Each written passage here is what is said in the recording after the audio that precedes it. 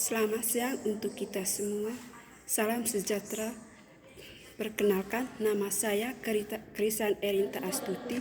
Saya salah satu mahasiswa dari Stipa Santo Sirilus Ruteng. Pada kesempatan ini, saya akan membawa materi tentang wacana harmonisasi hak dan kewajiban negara dan warga negara. Pertama-tama, saya menjelaskan latar belakang wacana harmonisasi dan kewajiban negara dan warga negara. Hak dan kewajiban merupakan suatu hal yang terikat satu sama lain, sehingga dalam praktek harus dijalankan secara seimbang. Hak merupakan segala sesuatu yang pantas dan mutlak untuk didapatkan individu sebagai anggota warga negara sejak masih ada dalam kandungan. Kewajiban merupakan suatu keharusan dan kewajiban sesuai dengan melaksanakan kewajiban tersebut. Jika hak dan kewajiban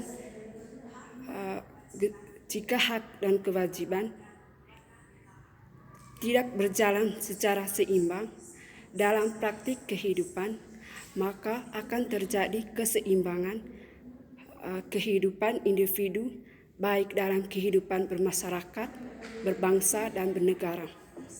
Oleh karena itu, kita sebagai warga negara yang demokrasi harus membangun mimpi kita yang buruk ini dan merubahnya untuk mendapatkan hak-hak sebagai warga negara dan tidak melaksanakan kewajiban kita sebagai rakyat Indonesia.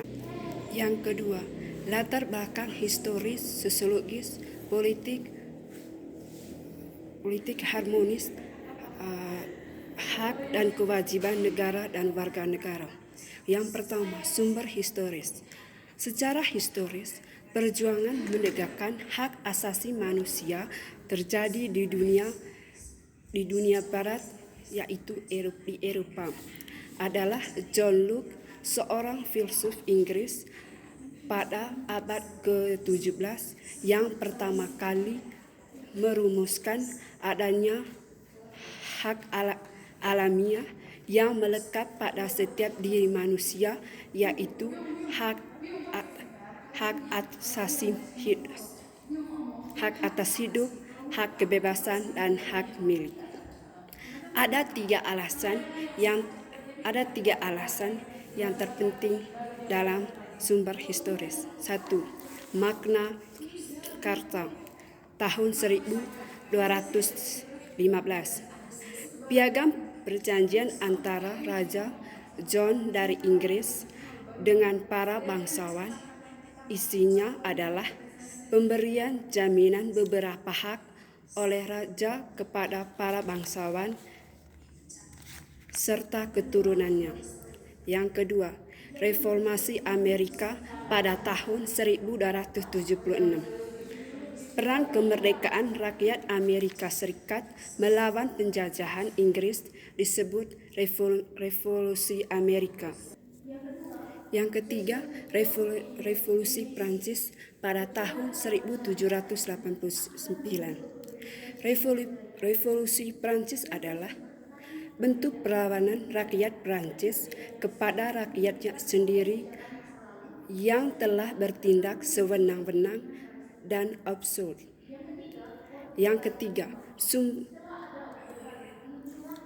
bagian kedua dari sumber sosiologis. Bagian pertama yaitu suatu kenyataan yang memperlihatkan bahwa setelah tumbangnya struktur kekuasaan autokrasi yang dimainkan rezim Orde Baru, ternyata bukan demokrasi yang telah kita peroleh, melainkan di mana kekuasaan terpusat pada sekelompok kecil elit, sementara sebagian besar rakyat atau demos, tetapi jauh dari sumber-sumber kekuasaan.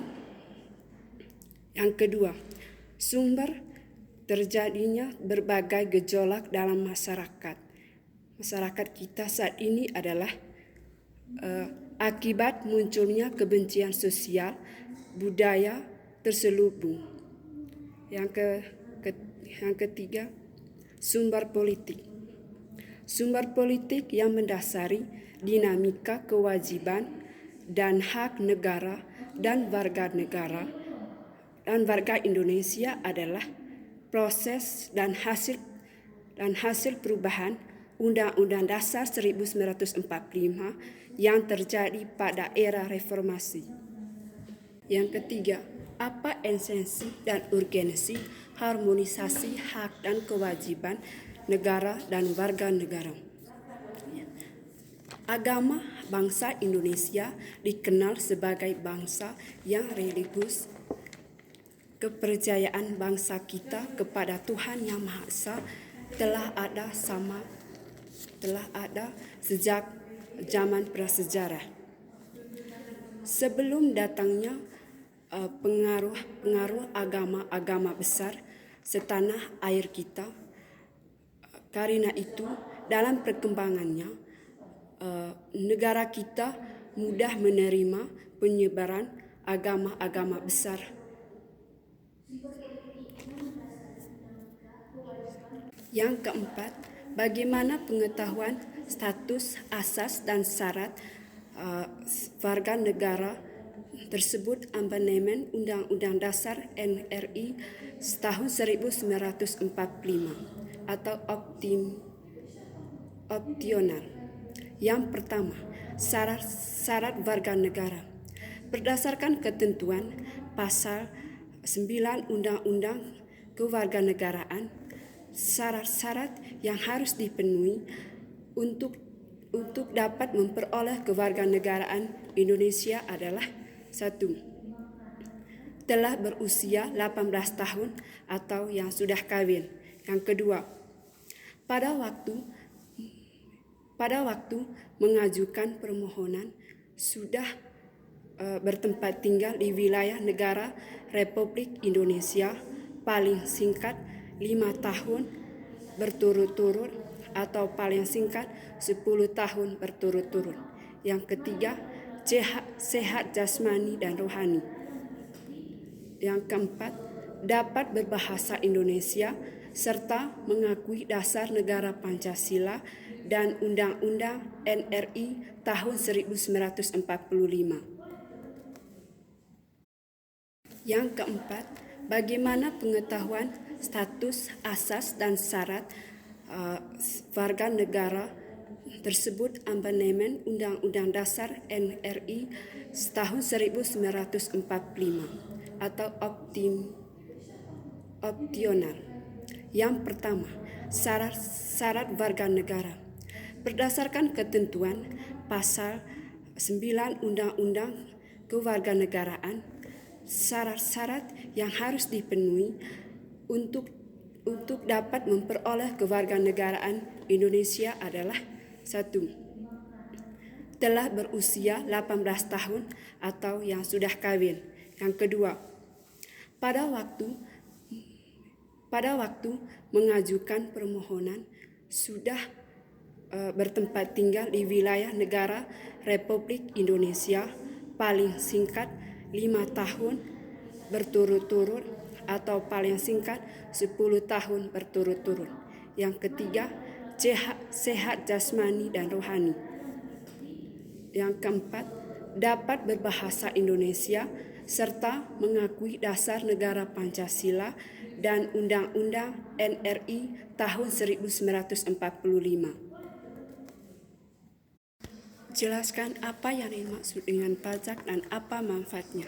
Pajak adalah salah satu sumber pemerintah untuk mendanai pembangunan di pusat dan di daerah, seperti pembangunan fasilitas umum, membiayai anggaran kesehatan, pendidikan, dan kegiatan produktif dan lain-lain sebagainya. Berikut ini beberapa manfaat pajak secara umum.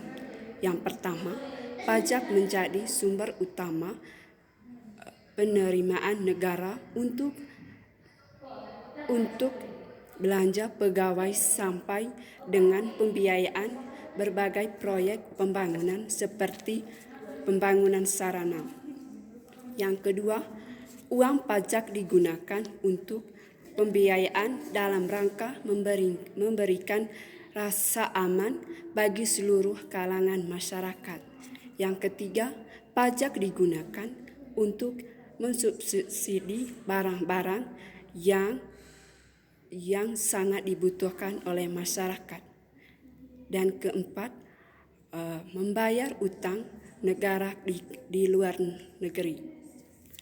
Baik, terima kasih atas kesempatannya. Itu saja penjelasan saya dari mengenai keharmonisan hak dan kewajiban warga negara dan negara. Semoga dapat bermanfaat bagi kita semua. Kalau ada yang kurang berkenan di hati kita semua, mohon maaf dan jangan lupa berbangga menjadi warga negara Indonesia.